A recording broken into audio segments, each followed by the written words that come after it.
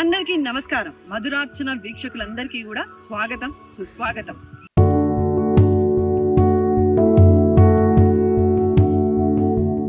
భూమి మీద మానవులు నడవడిక ఎలా ఉండాలనేది తెలియజేయడానికే విష్ణుమూర్తి ఆ రాముడి అవతారంలో వచ్చారనేది మన పురాణాలు చెబుతున్నాయి. అంతటి గొప్ప పరిపాలనా దక్షిణుడిగా పేరుగాంచినటువంటి రఘునాయక స్వామి వారి కళ్యాణం ప్రకాశం జిల్లాలో అంగరంగ వైభవంగా జరుగుతుంది.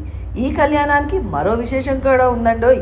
స్వామివారి కళ్యాణం జరిగే సమయానికి ఆయన వాహనమైన గరుత్మంతుడు కూడా విచ్చేస్తాడు. ఇదేదో ఒకసారో రెండుసార్లో కాదు, సుమారుగా 240 ఏళ్లుగా స్వామివారి కళ్యాణం జరుగుతున్నప్పుడు గరుత్మంతుడి రాకతోనే జరుగుతూ ఉంటుందట. ఆ విశేషం ఏంటో ఇప్పుడు మనం చూసేద్దాం. ప్రకాశం జిల్లా నాగులపల్లపాడలోని చెదలవాడలో శ్రీ సీతాలక్ష్మణ సమేత రఘునాయక స్వామి కళ్యాణం వైభవోపేతంగా జరుగుతుంది.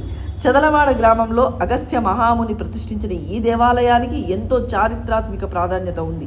సీతాదేవిని రావణాసురుడు అపహరించిన సమయంలో ఆమెను వెతుక్కుంటూ శ్రీరాముడు ఈ ప్రాంతానికి వచ్చాడని చెబుతారు.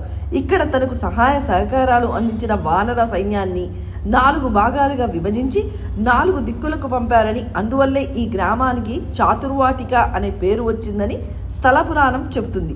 ప్రతి ఏటా చైత్రశుద్ధ దశమి నుంచి 16 రోజుల పాటు ఈ దేవాలయంలో కళ్యాణ మహోత్సవాలను వైభవంగా నిర్వహిస్తారు.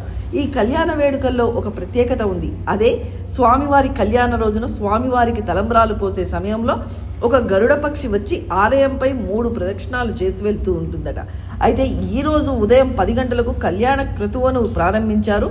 ఎప్పటిలాగానే ఈ ఏడాది కూడా స్వామివారికి తలంబ్రాలు పోసే సమయంలో గరుడ పక్షి వచ్చి ఆలయంపై 3 ప్రదక్షిణలు చేసి వెళ్ళింది. భక్తులు గరుడ పక్షిని చూసి భక్తితో మైమర్చిపోయారు. జై శ్రీరామ్ అంటూ నినాదాలు చేశారు.